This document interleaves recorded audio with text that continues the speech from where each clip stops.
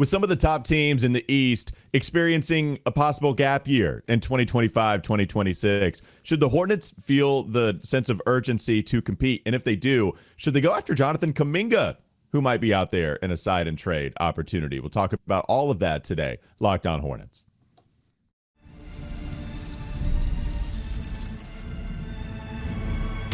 You are Locked On Hornets, your daily Charlotte Hornets podcast. Part of the Locked On Podcast Network, your team every day. In a minute, cuz we live.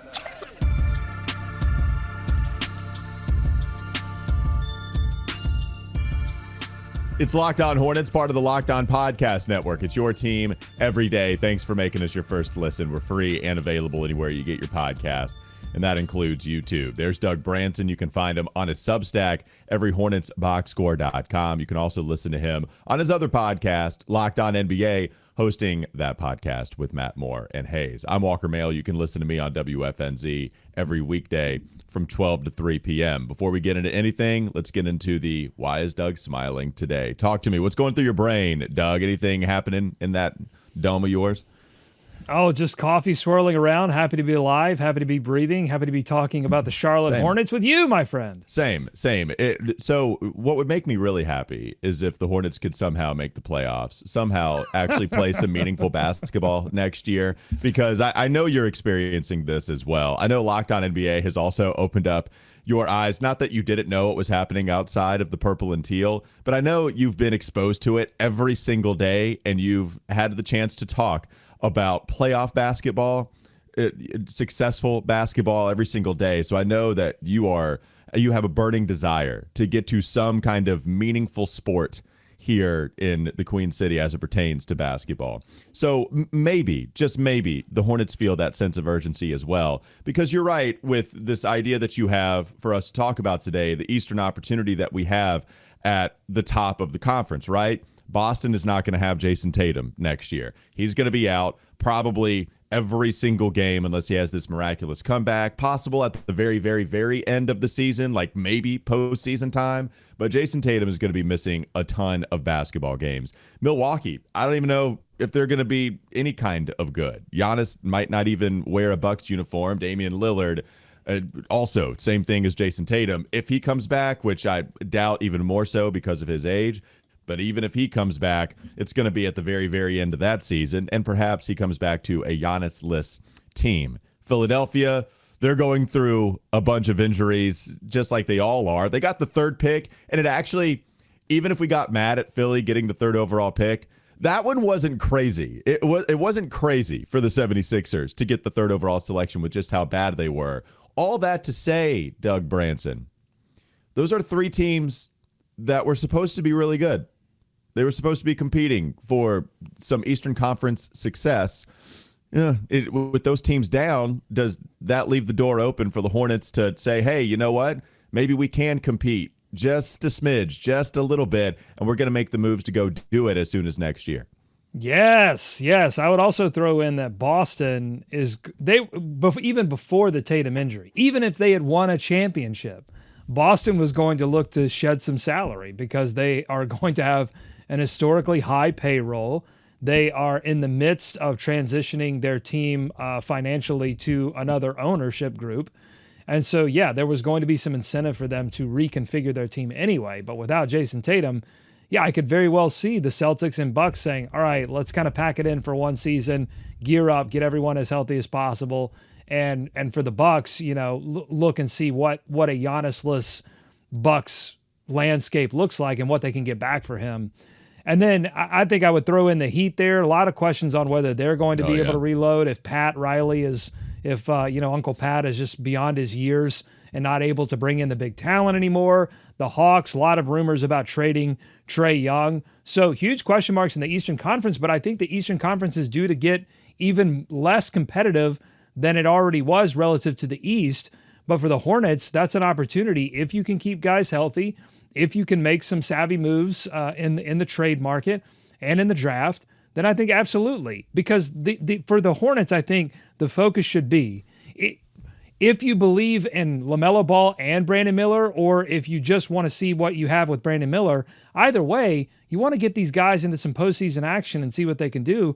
And Charles Lee, too. You've got a new head coach. You want to see what he does when the pressure's really on. So, I think even before this gap year conversation, I think there should have been more urgency for this franchise to get these players into the postseason.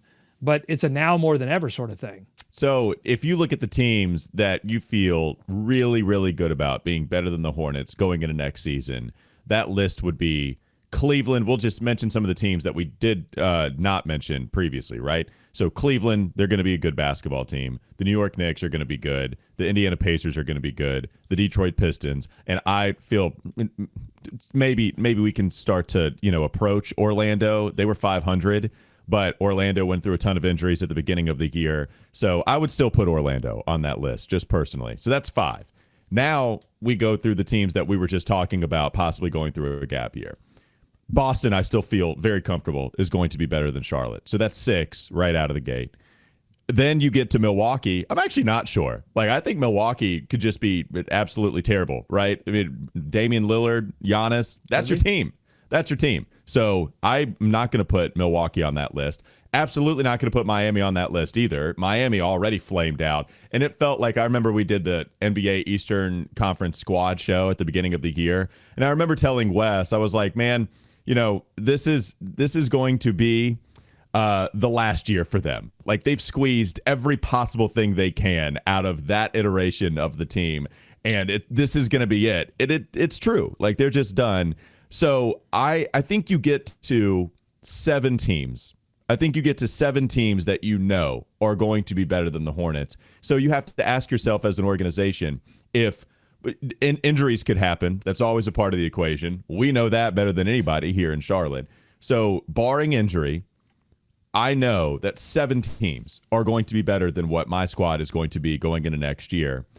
Is that a decent amount of teams for me to still go all in on 7 or 8, use the play-in to get to the playoffs and actually give these young guys some real meaningful playoff experience? And I will say, I don't think that's an easy question to answer. I think that's a really tough spot to decide. Either way, I could honestly argue for either side. I think that's a really tough question to answer, but I go to 7 teams barring injury. Well, I'll throw a couple of other things in here. One, that it's not even just about playoff experience. It's about if you want to get better, you've got to have good role players on your team that have value that you can then go into the trade market and upgrade certain positions, take positions of strength for you in depth and address areas of weakness via the trade market. The only way you can do that is if people take your role players seriously, if they look at them and say, wow, those role players led to wins in the regular season and got them through a play-in and into the playoffs. That's a role player I would like to see on my team. I think P.J. Washington benefited a little bit from that and probably would have benefited more had they actually, made a postseason. And so, that's what I see a value to making the play-in and into the playoffs as well, and just racking up regular season wins.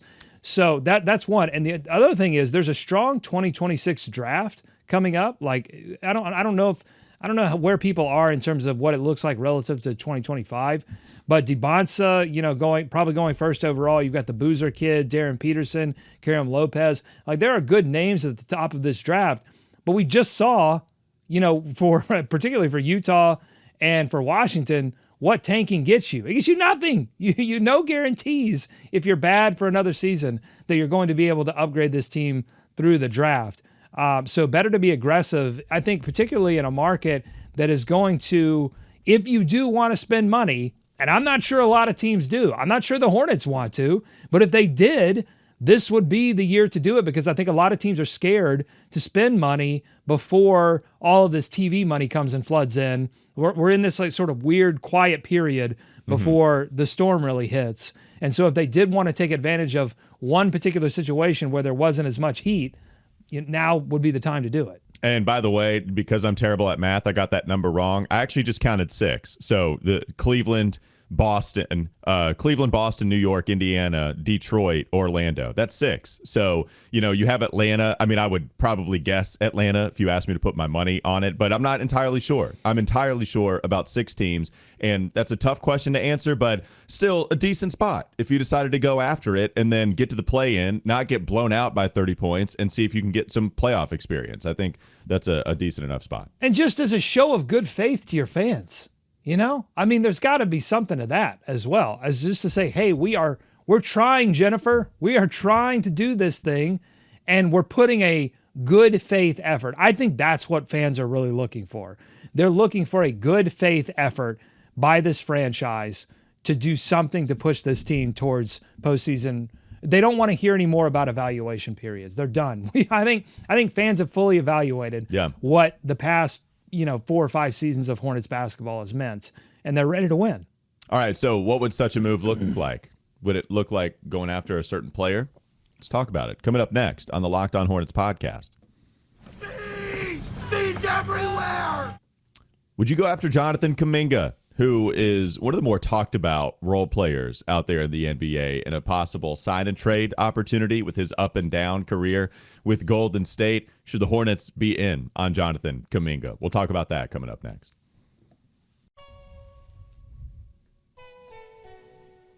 This episode is brought to you by Car Gurus. Shopping for a car should be exciting, not exhausting. But between the confusing prices and hidden fees, it can feel overwhelming. That's why I love using Car Gurus. They help you cut through the noise and show you the best deals with full confidence. With over 4 million listings, Car Gurus has more new and used cars than any other major online marketplace in the U.S. They verify dealers, provide real price analysis, and give you the tools and data you need to make the right choice without second-guessing yourself. If you need a deal you can trust, Car Gurus makes it easy to compare vehicles side by side with unbiased deal ratings. And it's no wonder SimilarWeb estimated traffic data shows Car Gurus is the #1 most visited car shopping site. Buy or sell your next car today with Car Gurus at CarGurus.com. Go to CarGurus.com to make sure your big deal is the best deal. That's CarGurus, CarGurus.com. CarGurus.com. More Locked On Hornets ahead.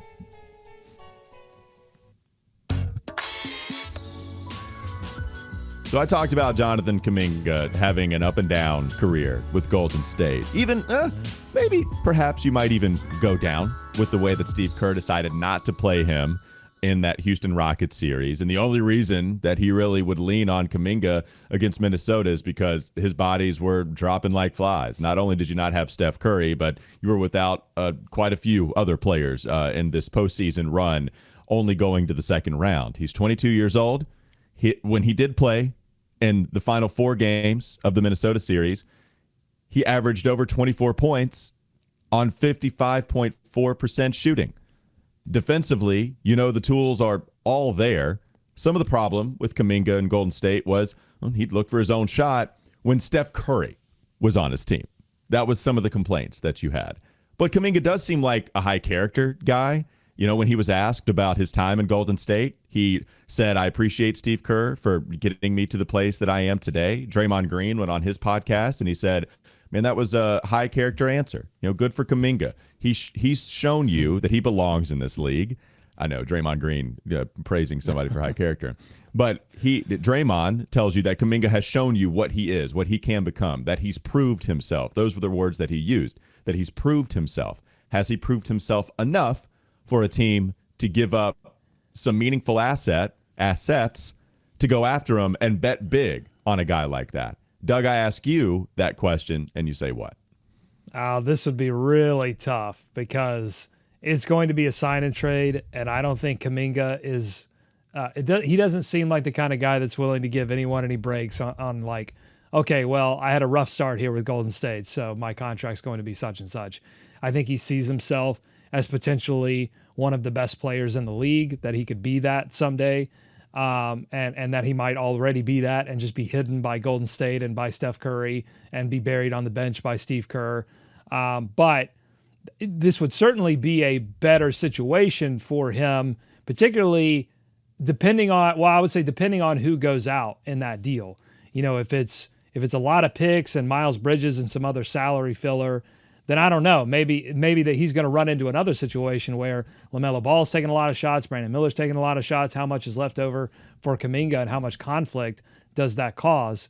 But if there is some, I would say the only way you would do that deal is if you were willing to really structure the offense around getting the ball to one of two players, and one of those two players being Jonathan Kuminga, because he does look for his own shot. Now, in fairness to him, he's really good at that. Like he can get his shot from anywhere at multiple levels, and he did it in a postseason series against Minnesota where they were playing. There wasn't a Steph Curry out there to distract Minnesota. They were focused on Jimmy Butler and taking away Jonathan Kuminga, and he was able to score 20-plus points in 3 of those games. So whether it's transition or half court, a guy can score, and the Hornets have struggled to do that. So it would be an upgrade in athleticism. It would be an upgrade in tough shot making, and a guy you can. The Hornets don't really have. Miles Bridges might be the closest to a player you can throw the ball to in an ISO situation and say, go get me a bucket against tough defense. LaMelo Ball is more about shooting it so deep that it's really tough to defend that. And, his floater game was really dangerous last season, but I wouldn't count him as like an ISO player. Miles Bridges is the closest thing they have. Jonathan Kuminga would definitely be an upgrade. It's just all the other stuff that comes along with it makes you go, man, if this goes wrong, it sets you back significantly. Yeah, because I don't know what kind of money he's looking for. Before he went on this stretch in Minnesota, I thought that you had a little bit more leverage. But it's funny, things can change really fast in the NBA. It's something I think people lose sight of. I always use the Russell Westbrook experience and use that as the example, where it was a bad contract. He goes to Washington. The first half of that Washington season was not great. And then he legitimately goes on what was a very fun run, the second half with the Wizards. And then all of a sudden he's really valuable again. That contract just going up and down, up and down, up and down in value. Kuminga, all he had to do was give you 4 games of promise as a 22-year-old. And now I legitimately wonder as well, like, is this somebody that just gained with those 4 games that he played an extra $5 million a year? Is that something that just happened with somebody like that? That's not out of the realm of possibility. We can go back to Bismack Biyombo, of course. Yes, Bismack, he got paid off of the one series that he had up in Toronto. And that was also a time when everybody was spending money like crazy, but you get the idea. They weren't going to spend money like that on Biyombo before the series that he had with the Raptors. So things can change so quickly. I think things might have changed so much for Kuminga that he might have priced himself out of me wanting to pursue him. Bobby Marks went on his platform yesterday. I forget where, it was his podcast or whatever, but there was a clip on Twitter, and he said Christian Brown, the way that he played for the Denver Nuggets this year, that when it's time to sign him to an extension, he's going to get $30 million. He's going to get $30 million a year. Christian Brown is. He was incredible for them. He was awesome, right? But that's it. In the playoffs, he showed out. And if you show out in the playoffs, you get to demand a ton of money. Kuminga, not at a Christian Brown level and not with a team that was as competitive in their round for, whatever situation, whatever reason you want to point to. Is Kuminga going to call for $25 million a year? And I'll just answer this real simple for you, okay? If Kuminga if Kuminga is going to call for $25 million a year, I don't want it. I'm sorry. Yeah. I'm tantalized by Kuminga. I really am. If he wants $25 million a year, I'm just not going to spend that money on him. I'm not. Yeah. I think what was DeAndre Hunter's contract? Yeah, 4 years, 90. So DeAndre Hunter got 4 years, 90. I think he's going to want at least 4 years, 90, and maybe somewhere in between 90 and 100. And so that's going to be a difficult proposition for the Hornets. Now, I will give one. I'll just continue to sort of go back and forth and argue against it and argue for it. Just to sure, I like that. Present all the options, because I think I'm out on it too. But just in fairness, if you are on the Kuminga bandwagon, and maybe and by the way, this is not out of the realm of possibility. But I mentioned Miles Bridges. I don't think it would be Miles Bridges. Actually, probably Mark Williams. Maybe Miles Bridges would have to come in there for to make the salaries work. But they would be more interested in Mark Williams, I think. Like, Golden State needs a center. They have declared, we have got to go find a center so that Draymond Green doesn't have to play center as much as he did last season. And so there's another opportunity to move Mark Williams, and maybe they have more evidence this time to go to Golden State and say, all right, this guy's healthy, and Los Angeles was being ridiculous. So one more point in favor of Jonathan Kuminga, and it's this: the timelines match. Like if you bring Kuminga in to play alongside LaMelo Ball and Brandon Miller, then all of that works age-wise and a little bit contract-wise to where if you did need to reset at some point, you could figure that out. And it's not because the reason Kuminga didn't work in Golden State was they were doing a 2-timeline thing with all of these older veterans that needed the basketball and that had deserved the basketball because of all they'd given, and then Jonathan Kuminga, who wanted to make more money and so desired the basketball. And that's where you get the conflict. You're not going to have that in Charlotte. No, and I will say you're right. As we're going back and forth, we're arguing both sides. We're doing this. Yes, it's probably hard to follow, so I apologize. But you're not wrong. The timelines fit.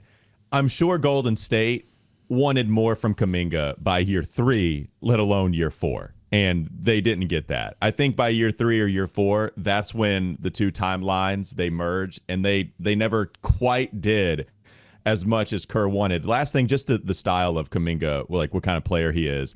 He's awesome at the rim. This is so good, which you might expect for an athletic wing that can get up and can put the ball on the ground well enough to get to the paint in the restricted area. So he was good getting there, got there a decent amount, and he was awesome finishing once he got there. Problem is, Charles Lee, he doesn't like a whole lot of mid-range jumpers, not a lot of them. And Kuminga loves himself a nice mid-range jumper, was among the higher percentiles in terms of all mid-range jumpers. He was in the 94th percentile, takes over 40% of his shots, by the way, from the mid-range. That's not going to work for Charles Lee. He's not going to want that much. Like, people were losing their mind over Brandon Miller, quote unquote, abandoning the mid-range, and Brandon Miller still is in like the 66th percentile.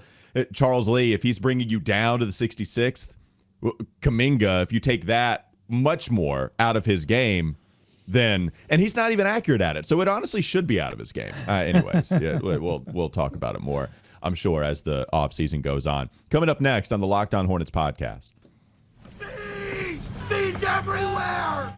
We'll give you another mock draft. I think we might have a few Sicko Satchel comments, not questions, but they're still sick. So I think we go through a couple of Sicko Satchel comments on the other side. Locked On Hornets.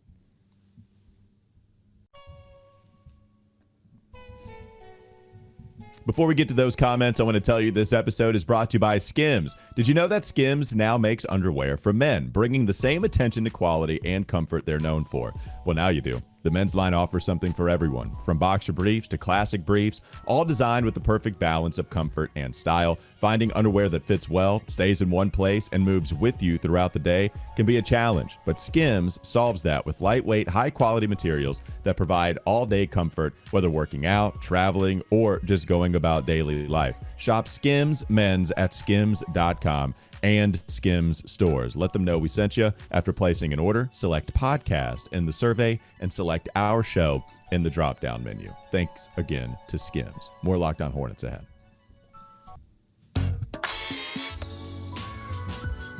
Got some comments, questions, sick things. I just bring the sickness. Down with the sickness. I know I am. What you got for me, Doug? Oh, man, yeah. People really responded to our episode where we profiled I don't know if it was a rumor, just a suggestion by LaMelo Ball's brothers on his. I don't know what it was. The comment. Yeah, we can. Yeah. Yeah, Lonzo's podcast about LaMelo possibly being traded to the Clippers and the Hornets moving up to take Dylan Harper. And people, I would say, we're a little bit mixed. I'll start with Roger here. Roger says, Cinderella thinking that we are going to get Norm Powell, a Norm Powell caliber player, and other assets for Ball. Just wishful thinking. We don't know how Harper is going to turn out. We'll see how things turn around. What do you think about that? I think it's wishful thinking to trade LaMelo Ball for Norm Powell. Like I like Norm Powell. Probably should have been in the All-Star game this year. Fringe All-Star for Fringe All-Star. I don't see the problem. Yeah, I mean, if that's my sick fantasy land dream trade, then I'm way further gone than I thought. If I really do, I need to be awakened. Am I living in La La Land with that's? I promise you that is not my sick dreamland trade. It's a legitimate scenario to bring up. I know you brought it up. I didn't want to do it, but it's also a totally legitimate scenario to bring up for LaMelo. Yeah. Okay. God. I'd rather the Hornets trade with a team that has playoff veterans that they could bring back and maybe sacrifice one less first round pick. Because I think this idea that he's going to command like 4 first round picks, I think is ridiculous. But if you're telling me they could trade with a team that has veterans that have performed well in the playoffs, and you could bring back a few of them that are still talented and get one less first round pick than a team that has been bad for a long time, like, I don't know, trade for Washington or whatever, and you're bringing back young assets plus or a bad contract and some young assets and more first round picks. I don't know if I'm as into that. Well, and by the way, it wouldn't just be for Norm. Like this guy was saying for Norm Powell, like we were attaching 2 first round picks and another player that is a useful rotation player on a playoff team. So for me, I know you're saying it'd be crazy to go for 4. I'm not quite there where I think it's crazy to ask for 4 because NBA teams will get desperate and they'll shed out. 4. You definitely ask for 4. Well, I would not. I really don't know if I'd give LaMelo up for anything less than 3. Like I wouldn't want to, man. I'd demand 3 from a team, and if you don't want to give it up, fine. I'll just keep LaMelo. But that's kind of where I am right now. Pray to every ankle god that you know of. I do it every day anyway. I can keep doing it. You have a shrine in your home to ankles. It's behind the camera, actually. What else you got for us? Okay, let's go to Nate here. Nate says, my problem with the LaMelo discourse is that everyone focuses on the games played and acts like the Hornets didn't hold him out of any games. It's also easy to forget the talent that's been around Melo.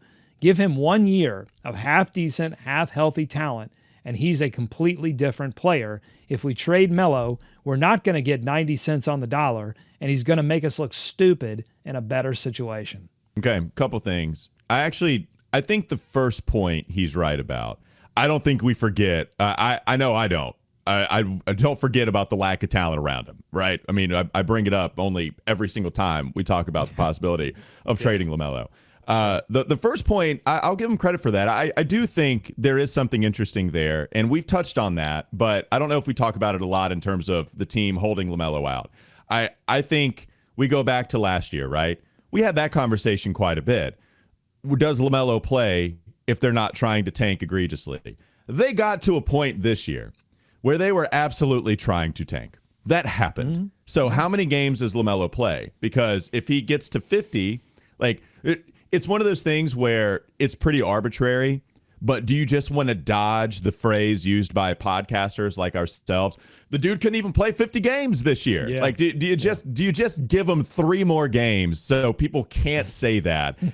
I think they probably could have, but they're not thinking of we can't let podcasters say he didn't even play 50 because it rolls off the tongue. It sounds good. It's a nice low-hanging fruit thing. 50 even if wins. You know I'm big on 50 wins. 100%, baby. 100%. So, by the way, Rudy Gobert, back-to-back Western Conference Finals. Congratulations, Rudy. I knew you could do it. I knew you could do it for the Hornets, too. Anyway, going on. Yeah. You got 4 first-round picks in a way nobody expected. If you want to trade LaMelo, maybe you go get 4 first-round picks. I know. Opposite. It worked out for the team that traded the first for it. Anyways, with LaMelo, yeah, I get the first point of that. I do. And then the last thing in terms of LaMelo making us pay for it, yeah, there's that possibility. And there's that possibility for any of these guys that you trade. All right, so on the injury point, Nate, I am the meme where the goose is like honking at someone. Why are we focusing on the games played, and why did the Hornets hold him out of games? The Hornets held him out of games. Yes, there was a tanking element, but also because they're scared he's going to get hurt in the midst of meaningless basketball. If they weren't scared he was going to get hurt, I think there would be some extra value in playing him those extra 3 or 4 games. But the risk was greater than the reward of any kind of experience he would pick up playing in NBA basketball games. And sorry to interrupt, but especially playing in any NBA basketball game with those players. Right, because there were plenty of other injuries, so you definitely weigh the consequences of, do I want LaMelo to get meaningful basketball games with the G Leaguers that were playing the last 2 weeks of the season? Yeah, but and also they were in that position because LaMelo has been hurt. It's a sort of a chicken and the egg argument. Like LaMelo was hurt, that's why the basketball was meaningless, and that's why the Hornets decided to sit him out. Okay, and on the trade Melo, because don't trade Melo because he's going to make us look stupid in a better situation. I hate this argument. I don't hate Nate. I don't hate anyone, but I hate this argument. Because this comes up a lot in trade discussions. Well, we can't, look what Malik Monk did when he got to Sacramento. It's like, yeah, but he had to look at the journey he had to take. With players, you should not decide not to trade a player because you feel like he's going to make you look stupid somewhere else. Because that's a somewhere else thing. That's a situation that they can put him in. You cannot control that. But if LaMelo stays here and the situation doesn't get better here, then to me that argument is ridiculous. You don't do something. You do something to make your own team better, not because you're concerned about what's going to happen on someone else's team. No, I just think that argument is silly. No, I think that's a good point. My play off of that is what I do get tired of, and this is a point I camp out with. I'm tired of not having the structure to get the best out of these players that we send out. And that's a real issue. I think you're right. Yeah. If you don't think you can with that player and then they make you pay, then so be it. You felt like you needed to move on. We can have preconceived notions. We can have our prior opinions about who these players are here before they then go to a different organization. But it's damning to a franchise when that keeps happening. I will say that. And sometimes it doesn't. Like how many times we've done this like 3 or 4 times with Paul George. How many times have we had that discussion? Like, oh, they traded Paul George. They're going to regret that one. And every time the team that trades Paul George ends up going to the conference championship. Like it's crazy. So you're saying Ewing theory should be Paul George theory. As soon as he leaves, the other team actually is more successful. I like it. I'm saying as a franchise, you have to do what's in the best interest of your franchise and not be concerned about what you cannot, both what you cannot control and what you cannot predict. It's ridiculous to make any kind of decision based on those two factors. All right, final sicko comment here is from Soul Flame 6803, who says, choose your Pokemon. Ace Bailey, who is Charmander, Flames. VJ Edgecombe is Squirtle, defense, Shell. I like it. Trey Johnson is Bulbasaur, or trade for Dylan Harper, who is Pikachu. So I like how he gave us reasons for the first two. My bad. I inserted some commentary there. He just said, gotcha. I'm sorry. Gotcha. Ace Bailey, Charmander, VJ Edgecombe, Squirtle, Trey Johnson, Bulbasaur, or trade for Dylan Harper, Pikachu. I wanted to see the Trey Johnson connection to Bulbasaur. Can we make it like I've got one. All right, let's hear it. So Bulbasaur, room to grow, because Bulbasaur was the leafy green boy. Yes, what is the Venusaur version of Trey Johnson? I love this question. I was a monster Pokemon fan. Only the original 151 because we include Mew. But after we got past 151, I was done with Pokemon. So I would always choose Charmander. But the Ace Bailey discussion, I like VJ Edgecombe more. I think with my love for Squirtle, and I do like VJ, I think I'm going to go with Squirtle / VJ Edgecombe. Because if VJ learns Hydro Pump as Blastoise, then there's just not a whole lot you can do with that guy, with that shell, and those cannons. And he's got the guns too, right? VJ, he's somebody that every rookie needs to get stronger. There are some that need to get more stronger than others. VJ Edgecombe, he's got the guns like Blastoise does coming out of the shell. So once VJ enters Blastoise territory, and I can't wait to see the journey from Squirtle to Wartortle to Blastoise, I'm picking Squirtle, VJ Edgecombe. So like Ash in the Pokemon series, getting burned by getting electroshocked by Pikachu, if you move up to get Dylan Harper, you're going to have to give up something. You're going to have to sacrifice something of yourself in order to get the high upside that is Pikachu. Yeah. Also, Pikachu, Ash always had to go with Pikachu. He always had to throw Pikachu out there, particularly at the beginning of the series. Towards the latter end, there were all these other Pokemon thrown in, and Pikachu sort of took a back seat. But that's what happens to all young players that become veterans, that become near retirees. But at the beginning, it was always all about Pikachu. So that's another concern. When you bring in Dylan Harper, the focus is then just going to naturally become about the guy that you just selected 2 overall. But saying all that, I still think Pikachu, Right? He rocked people's bleep in that show, and so would Dylan Harper. The athleticism, the 3-level scoring, the intensity, the pedigree. I just think Dylan Harper, man, if they can find a way to move up for 2, even with LaMelo Ball, without LaMelo Ball, I think that would be huge for this franchise. Yeah, I'm not Pikachu. That's a good comparison. Dylan Harper is out of the Pokeball, and that means you're damn special. Let's move on. Mock draft time before we end the show today. What's the mock draft you got for the people?